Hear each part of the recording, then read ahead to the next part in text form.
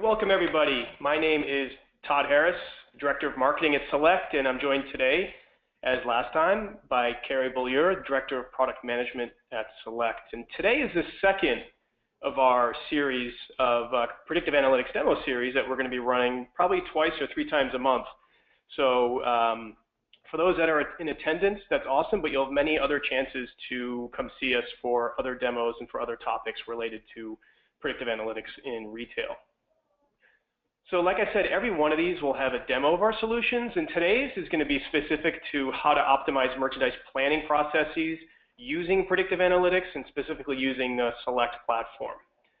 Before we get started and dig into some of the content here, just want to cover a few quick housekeeping items. All lines are muted, so if you have any questions or any comments along the way, absolutely encourage them. Just submit them through the questions panel.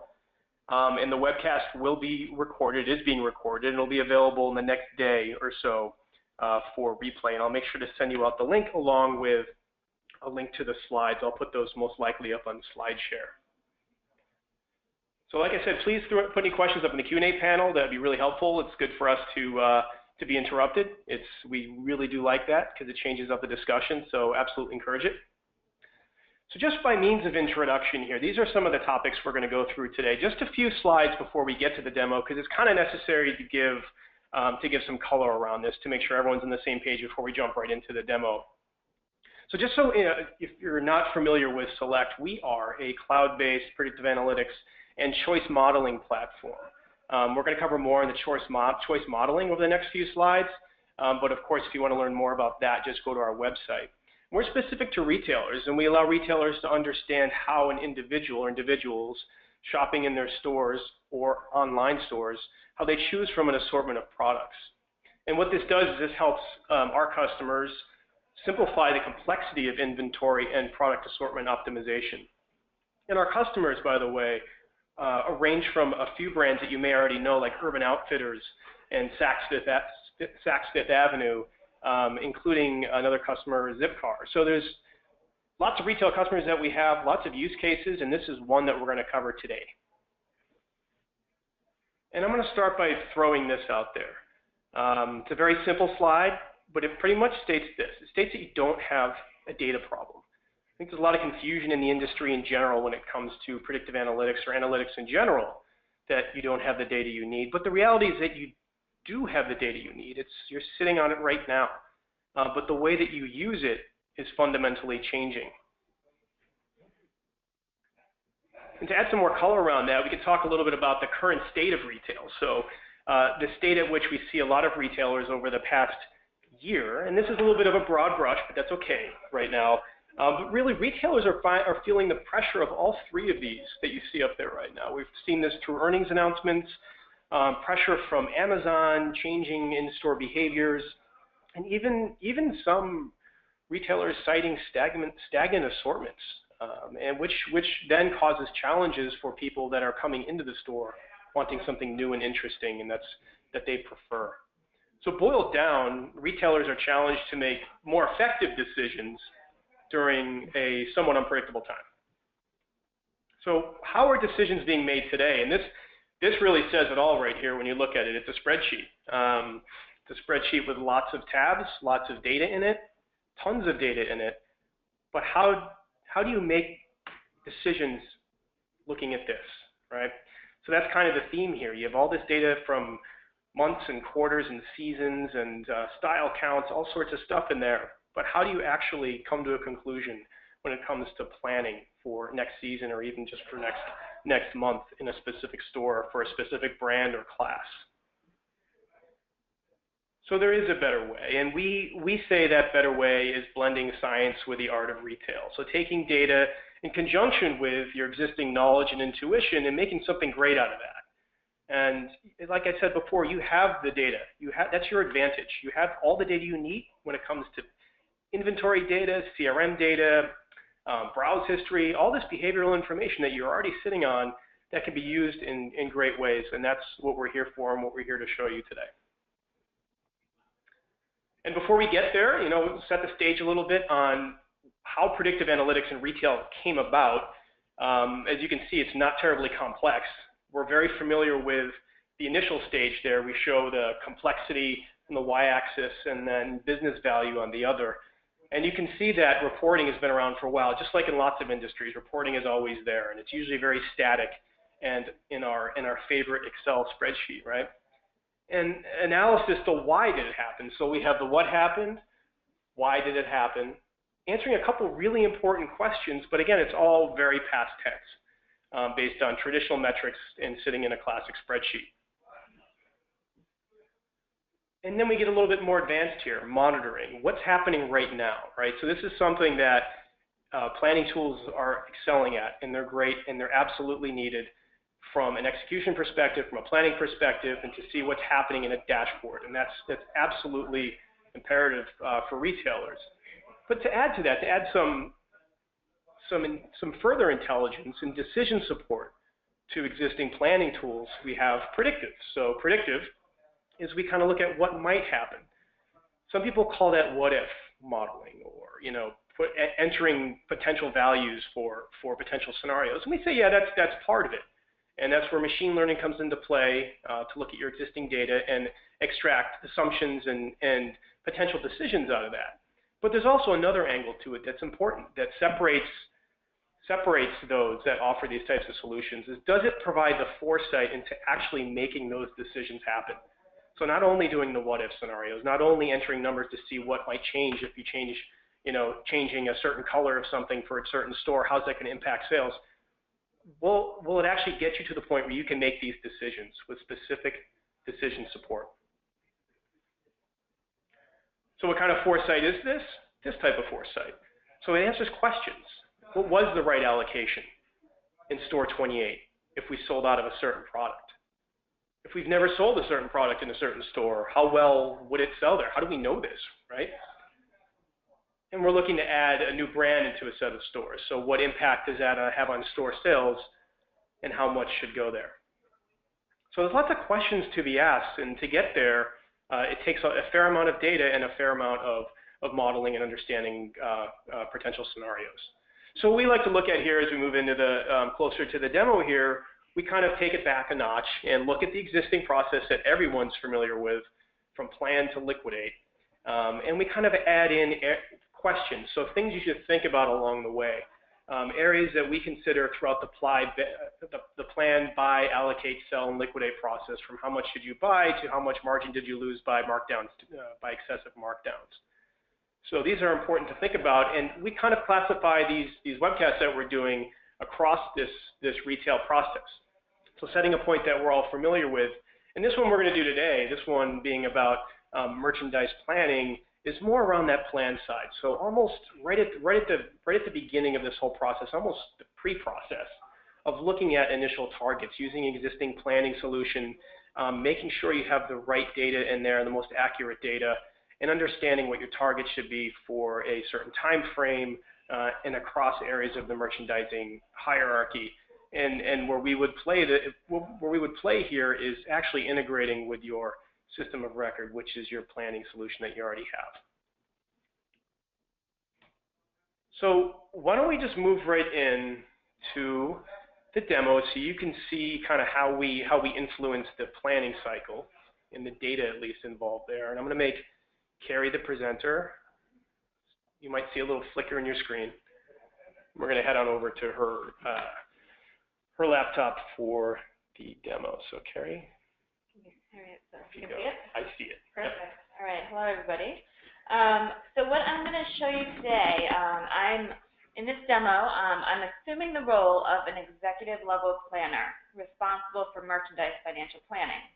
So my goal is to determine the optimal top-down financial targets for all levels of my merchandising hierarchy and across my chain. So with that in mind, let me show you how select assortment optimization can help. So the tree map view that you see in front of you is an aggregated view of individual products across these classes. You can see I've split by class, so each one of these boxes is a class. There are various sized and colored boxes. The size of the box corresponds to the size of the recommendation. In this case, it's the total receipt value in dollars. Therefore, the larger the box, the larger the investment should be in that class. And the color of the box indicates the recommended change. So blue represents an underinvestment or an opportunity to spend more, and red indicates an overinvestment. So the darker the blue, the more you should spend, and the darker the red, the more you should pull back. So if we take knit tops here as an example, and I hover over it, you'll see that last year they spent $25.7 million in receipts for knit tops, and this year Select recommends that we increase that to $28.2 million. So this represents an opportunity. So the box is blue, which could mean stocking similar styles to last year or carrying completely new styles. And this box is the largest, since $28.2 million is the most Select recommends any class spend. Since I'm focused on merchandise financial planning, I'm going to switch over to this details tab here to look at actuals. So my initial goal is to determine financial targets for each of my classes that I see here in this table. I'm currently looking at classes, but I could look at this at any level of my merchandising hierarchy. So this is great, but I'm currently looking at an unrealistic scenario where there are no constraints in this analysis.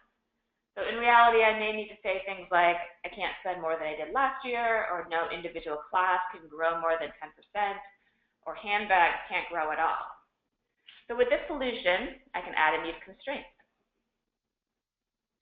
So I'm going to add a constraint that keeps my overall spend the same as last year and doesn't allow any of my classes to vary by more than 10%. And I'm going to click the Optimize button. And when I do that, it recalculates all of the optimization recommendations based on those ad hoc constraints. So analysis such as this usually would have taken days, but here you see it just took seconds. Which allows you to experiment with the different scenarios and see the impact of those constraints on the fly. So I can see that even though my overall spend is about the same as last year, I can also see that there's a potential for revenue growth of around 30%, and this can be achieved by a better assortment. And in the table here, I can see that the recommended financial targets are listed per class. And so in looking at this table, I noticed that the receipts for dress shirts, which is my second row here, is about 10% down in receipts from last year. So I happen to know that I can't drop that by more than 5%. So I'm going to add that as a constraint. And I can do that by clicking here on the row, modifying this specific row to be -5 to 5. You can see it shows up here in my constraint section, and I'm going to re-optimize.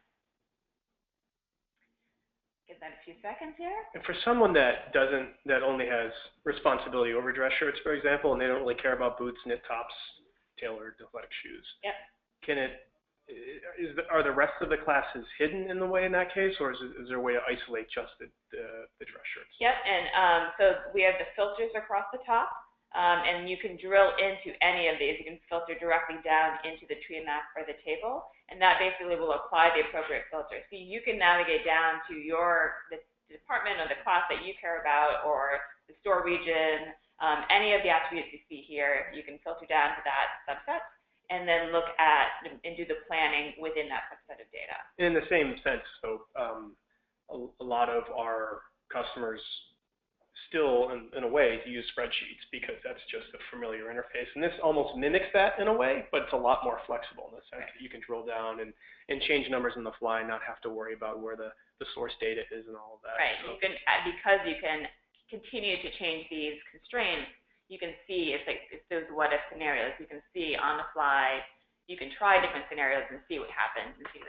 across the different classes you're looking at. So absolutely. And then you're going to take us through kind of showing once you say, okay, that looks right, that the change in receipts or the forecast in that case looks right. How do you proceed from there, right? Yep, absolutely. All right, I'll interrupt. Keep going. Yep. So you're setting up my path for me. Yeah. So I've added the dress shirts to be can only change between -5 and 5, and you can see that here the dress shirts it got closer to 5, and everything else classes we're going to adjust appropriately with that extra 5% that we had there. So what I can do at this point is I can continue to tweak. I could add a unique constraint for each one of these classes if I wanted to, and I could get it to a place where I'm happy with these financial targets across the board. And once I'm ready to do that, then I can actually download this as a report. See the download report button here, and I can take that and that downloads it into a spreadsheet for me. Or you can use the query API to integrate more seamlessly into your planning system, right? So you can use this data to feed a new financial plan or to update an existing one that you already have. That's really important. I definitely want to pause there for a quick second because definitely don't want people to think that we are replacing anything here. So this is an integration scenario, and we essentially enrich data you already have, and help you create a more accurate, a more viable, and of course revenue growing plan. Absolutely. That will succeed and work.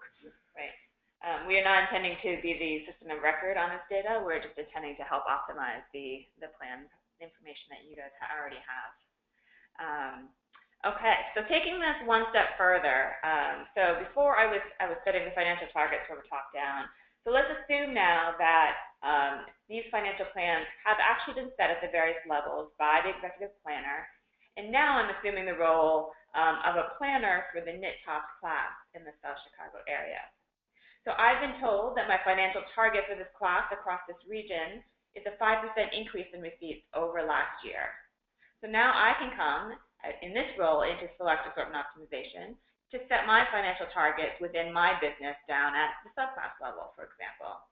So in order to do that, I'm going to filter down to the area that I care about. So I'm going to drill into NITTOPS and split by store region. So as you can see, the table and the tree map are fully interactive. Now I'm going to drill down into subclass, South Chicago, and split by subclass.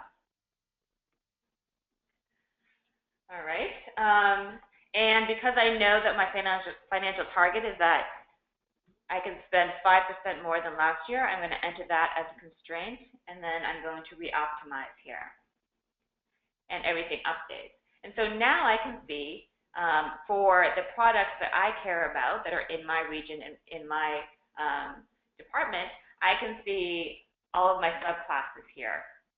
And I can go through and do exactly what I had just done before. I can go through and set ad hoc constraints for each one of these subclasses if I choose to, and I can continue to tweak it until I'm happy with my receipt numbers across all of my subclasses.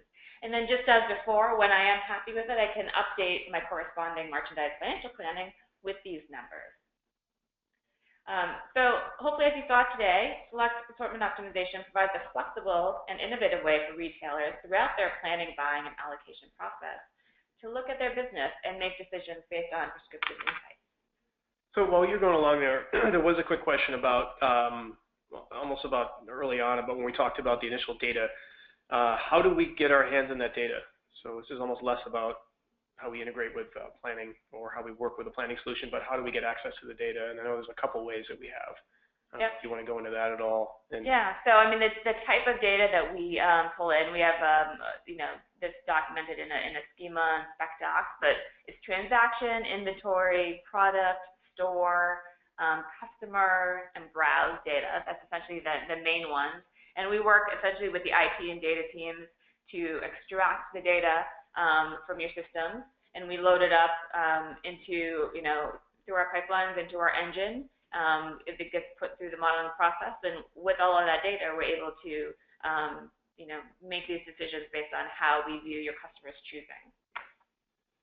Yeah. So there was, I guess, we can either go to their servers, extract it from there, or provide an FTP of sorts, right? Yeah, I mean, we typically would provide an FTP site for them to drop off the data into, so that we don't have to worry about the security aspect of us going into their systems. But we can do it in a number of different ways. Awesome. All right. Well, that covers today's webcast for the most part. If you have any questions and you weren't able to get them out here, please send them to info@select.com. We're always looking at that inbox. You can always find us on Twitter, of course, if you prefer to be social about your questions. And just encourage you to keep your eyes open for the next one of these, which is in early October. I think it's the 13th.